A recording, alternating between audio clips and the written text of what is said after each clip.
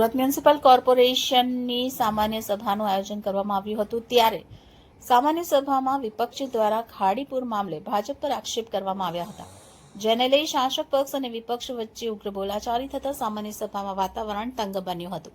આ દરમિયાન ભાજપના કોર્પોરેટર દીપેન દેસાઈ આપના વિપુલ સુહાગિયાને તમાચો મારવા દોડી જતા સામાન્ય સભામાં હોબાળો મચી ગયો હતો, જ્યારે સામાન્ય સભામાંથી વિપક્ષ નેતા, ઉપનેતા અને પૂર્વ વિપક્ષ નેતાને સસ્પેન્ડ કરવામાં આવ્યા।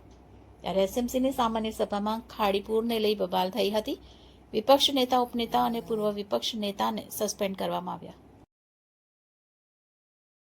તમને એવું લાગે છે કે અહીંયા કોઈ એન્જિન નથી, અહીંયા બધા ડબ્બાઓ જ ભરેલા છે, એન્જિન ક્યાં છે ખબર નથી। જો ખરેખર એન્જિન અહીંયા હોત તો કામ થતા હોત, ખાડીપુર ના આવતું હોત, સારા રસ્તાઓ મળ્યા હોત, ગટરની સુવિધાઓ સારી મળી હોત, રોડ રસ્તાની સુવિધાઓ સારી મળી હોત, પણ એની જગ્યાએ સુરતના લોકોએ વેરો ભર્યો, સુરતના લોકોએ લોહી પરસો એક કરીને ટેક્સ ભર્યો, એની સામે મળ્યું શું? ખરાબ રસ્તાઓ, ખરાબ ગટરના પાણીઓ રસ્તા પર, પાણીનું ચોખ્ખું પીવાનું પાણી નથી મળ્યું, અને સાથે સાથે દર વર્ષે ખાડીપુરનું પાણી પોતાના ઘરમાં મળ્યું।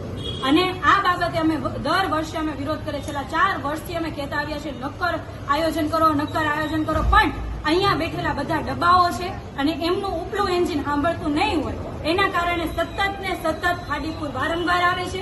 એના માટેનું કોઈ આયોજન આજ દિન સુધી થયું નથી। લોકોના કરોડો રૂપિયા જે કહેવાય ને ખાડીપુરની અંદર બાપી નાખી દીધા હોય એવી પરિસ્થિતિ ને એવી વ્યવસ્થા ભાજપી શાસકોએ કરી છે। એટલે આજે આમ આદમી પાર્ટીના તમામ નગરસેવકો અમે આજે કાદવવાળા થઈને અંદર અમે જઈશું ને અમે એમને કહેવા માંગીએ છીએ કે આ પરિસ્થિતિની અંદર લોકો 4-4, 5-5 દિવસ કન્ટિન્યુ રહે છે।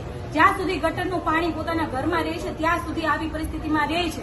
કદાચ એમને થોડીક સદબુદ્ધિ આપે તો કદાચ આવનારું આયોજન સારું કરી શકે। તમે કેમ ગંદા કપડા પહેરો? આપણું નામ શું?